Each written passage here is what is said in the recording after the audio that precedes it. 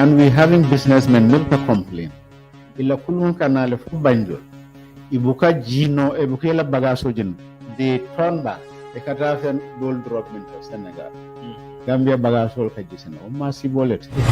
Dr. Ture contributed immensely to the failure of Adama Barrow regime from 2017 to 2020. Manke mola afoye ko babu ndwok monki it bar community la jero yaje ko wala be tama kan NPP kono. Yes, ngajale because ya ken defangola I was victimized.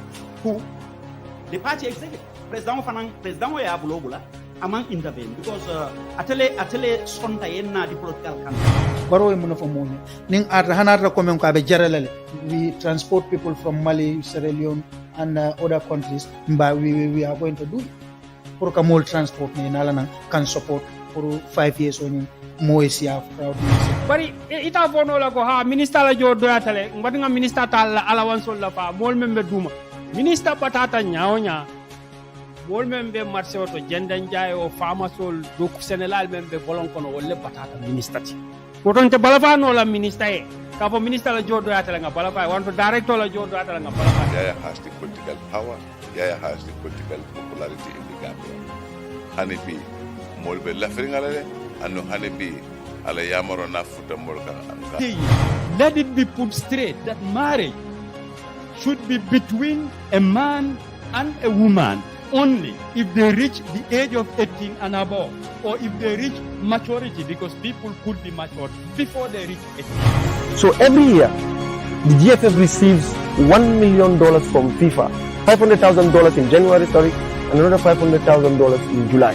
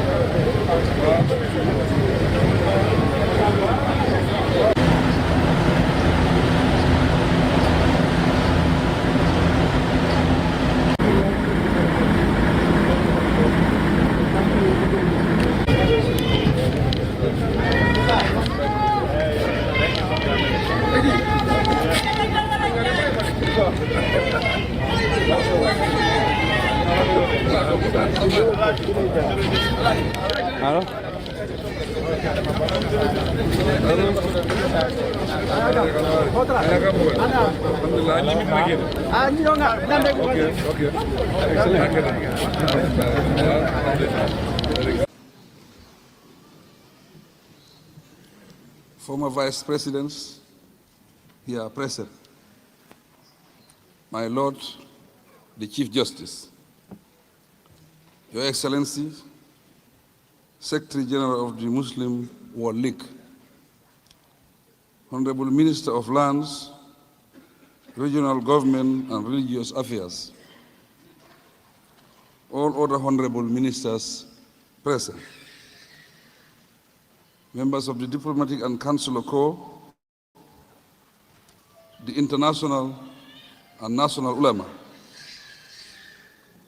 honorable religious leaders, international invited guests, political party leaders here present, senior government officials, and service chiefs.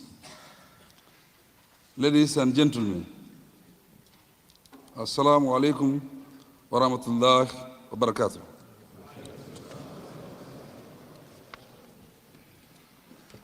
on behalf of the government and the people of the Gambia,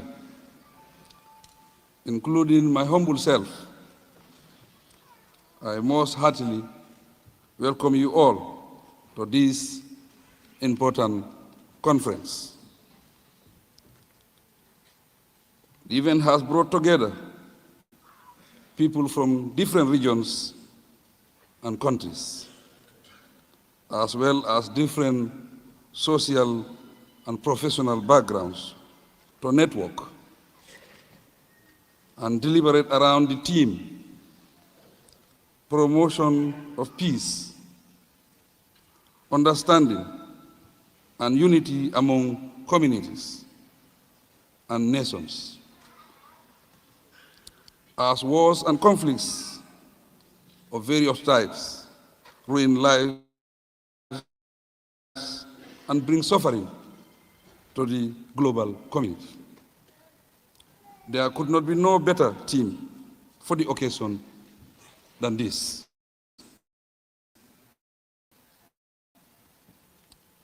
Before proceeding, I must pay special tribute to the Muslim World League for sponsoring the conference.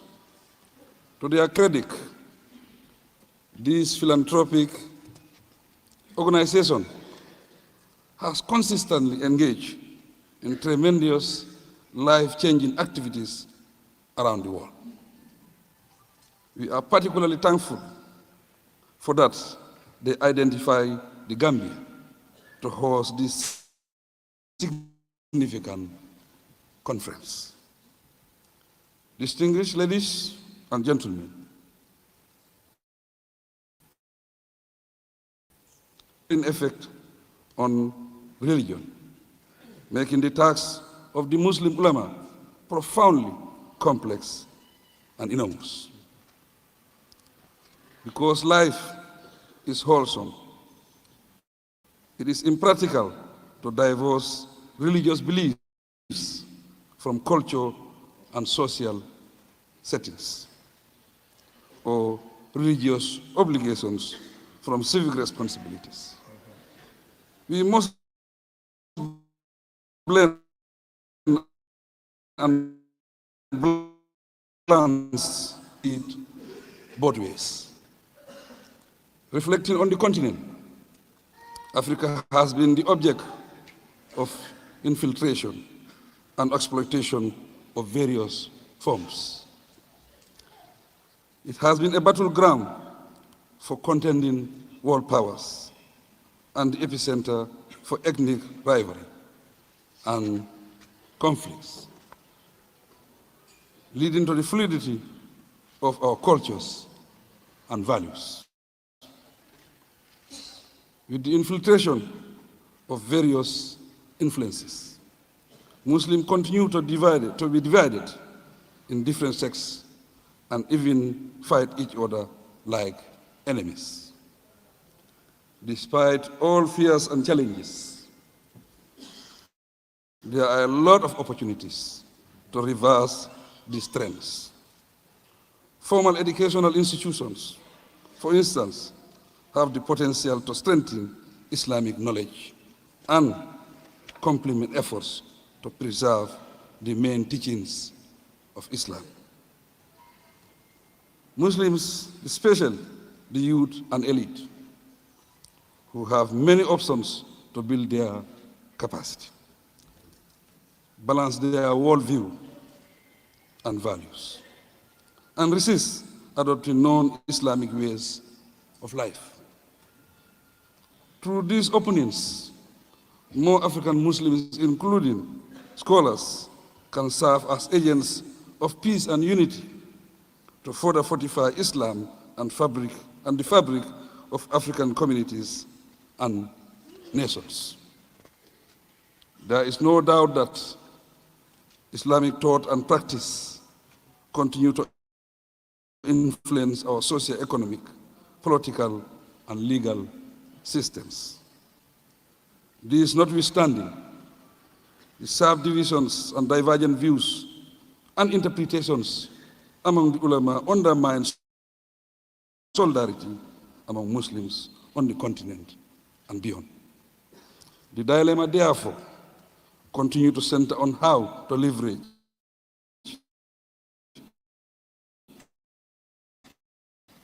technology, digital thought, and best practices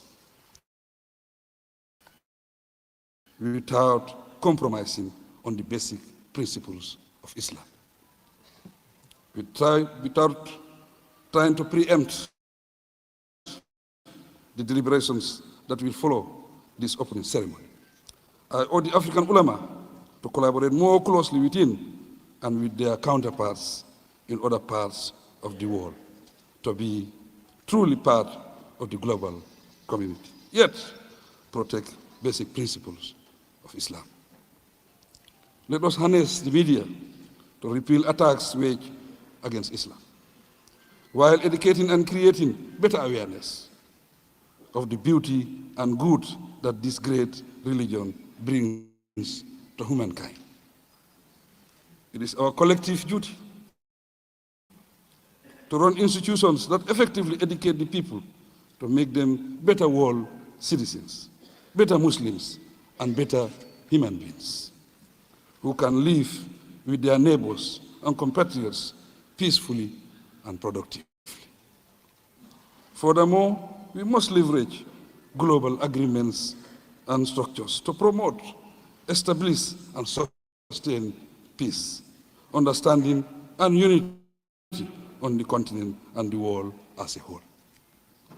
These are among the many issues that the ulama need to examine thoroughly to bring about deeper insights into the religion and generate knowledge. Application in accordance with Islamic principles and in compliance with global commitments. Honorable guests, ladies and gentlemen, Islam provides a package for a complete lifestyle. It promulgates tolerance and compassion and teaches how to relate to oneself, family, neighbors, fellow citizens, the opposite sex, and the people who share or differ with our thinking, opinions, and beliefs. As human beings, we should accept and accommodate the reality of our similarities and differences. Such characteristics should remind us to acknowledge each other's strengths and weaknesses, and most significantly, the oneness of Allah. Our beliefs and differences should not translate in undue hostility or be used against innocent people to denounce or shame them. Hate speech and the abuse of one's influence. The media and the platforms at our disposal should be condemned and unanimously discouraged. Our strong commitment to our beliefs should indicate the level of our steadfastness, but must not be used to condemn divergent beliefs and faiths. Most religious conflicts result from intolerance and sometimes the pursuit of worldly interests. Distinguished ladies and gentlemen, our survival as a species and our development efforts, progress, and spiritual journeys as communities and nations depend on peace and stability. Both of these are influenced by understanding and unity. For humankind to succeed together, we must communicate, cooperate, share positive trait among ourselves, and allow anyone to live comfortable life. As a community, Muslims have to confront challenges to stability in our various countries, security of life and property, intellectual pursuits, and enjoyment of freedoms, rights, and privileges. On the global stage, crisis management call for legitimate collective action. In fostering this, we need to harness the necessary channels to address matters of common concern. Formal and non-formal institutions, structured and organizations are examples of the channels to utilize in this respect. To promote peace, understanding, and unity, it is a precondition to promote love and respect, fight hate, quell conflicts, and recognize the dignity and honor of every human being. Likewise, we can effectively foster understanding through genuine dialogue, communication, and productive and peaceful engagement. The ulama have a huge role to play in all of this. Upon them is entrusted the task of interpreting the teachings of Islam, handling emerging issues, enhancing interfaith dialogue, and settling hostilities. Although it is tactically prudent to avoid subjecting others to outright condemnation, the ulama have to be firm on the fundamentals of the religion. In the Muslim world, the ulama are the feelers, mouthpiece, trustees of the ummah. Hence, they bear the biggest responsibility on religious matters. Indeed, people look up to them as role models of exemplary character. This is an enormous responsibility, but it is the most honorable task any servant of Allah can shoulder. I am certain that all of you are aware that carrying out these noble tasks implies providing guidance that harmoniously, spiritually, and world matters. Islam is a complete way of life. In order to preserve the positive image of Islam, it is wise to leverage the tools and opportunities available, share knowledge, and hold regular consultations, monitor media content, and review relevant print matters and curricular materials on Islam. Ministers responsible for religious affairs in our respective countries have a role in facilitating these processes. They should work towards creating an enabling environment through their various governments to accommodate religious tolerance. Their ministries should avail themselves and their good offices and services to all religions for responsible and inclusive religious governance. All citizens, Muslims and non-Muslims alike, should feel accommodated and cared for by their governments, which in turn would generate confidence and trust in our governments. We have a common ground in that we are all human beings, and no creature ranks higher than being a servant of Allah. Thus, this should unify us. Islam invites all of us to the path of peace, grounded in self-submission. It upholds the principles of non-compulsion and spreading the words of the Almighty Allah through wisdom and knowledge, based on a sound understanding of the deen. Excellencies, ladies and gentlemen, in the Gambia, we are fortunate that although over 90% of the population are Muslims, we coexist peacefully despite our religious differences. We thank Allah for this blessing and commend the people for their religious tolerance. Our institutions, laws, policies, and programs are blind to religion, and all citizens enjoy equal rights, equal privileges, and equal status and equal services. We have mutual respect for one another and do not interfere in the religious acts of the people, provided that they do not contravene the law. These factors engender peace, understanding, and unity. We appreciate and commend the religious leaders and all Gambians for their contribution to preaching and spreading peace and tranquility in the country.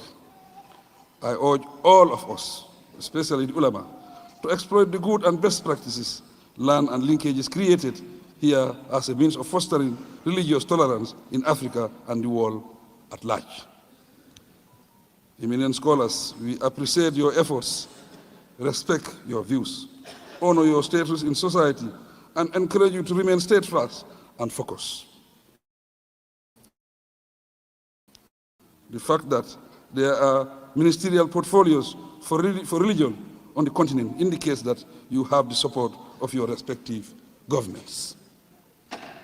May the relationship between the two bodies remain healthy, strong, and productive for the greater good. I invite you, the international guests, to enjoy all that the Gambia offers. Feel at home and come back as often as you wish. We welcome you with open arms and pray that you have very fruitful, blessed deliberations that will contribute to making the world a better place for humankind.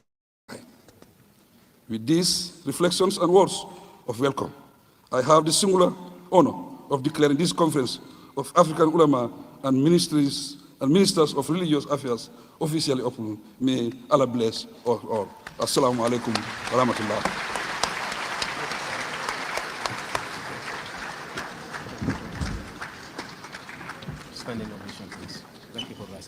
Thank you very much, Your Excellency. Can you please rise up and give him a standing ovation for a wonderful statement?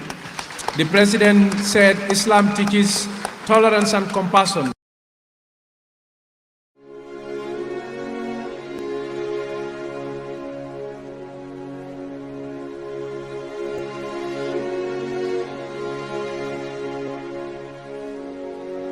And we having businessmen milk complain. Ila kulun kanale fu banjol. Ibuka jino ebuka la bagaso jin. They turn back. They katafen gold drop into Senegal. Gambia bagaso kajisena. Umasi bolet. Dr. contributed immensely to the failure of Adama Barrow regime from 2017 to 2020. Manke mola foye ko babun wok monki it bar ko metela jero yaje ko wala be tamakan NPP kono. Yes, ngajale because yaken defangola. I was victimized. Who? The party executive. President ya bulobula among intervene because atele sonta yenna the political campaign. Barrow e munafo moni ning hanata ko men ko be jaralale we transport people from Mali, Sierra Leone and other countries we are going to do it. Pour ka mol transport ni nalana can support for 5 years on mo isia proud. Bari ita fono la ko ha minister la jodo atale ngati nga minister tal allowance la fa mol membe duma minister patata nyaonya mol membe marché oto jendan jayo famasol do Sénégal membe bolon kono wolle patata minister ti woton te balafa no la minister e ka fo minister la jodo atale nga balafa wanto director la jodo atale nga balafa. Yaya has the political power, Yaya has the political popularity in the Gambia. Hanibi molbe lafringalale anu hanibi ala yamaro na futa molka. Let it be put straight that marriage should be between a man and a woman only if they reach the age of 18 and above, or if they reach maturity, because people could be matured before they reach 18. So every year, the GFF receives $1 million from FIFA, $500,000 in January, and another $500,000 in July.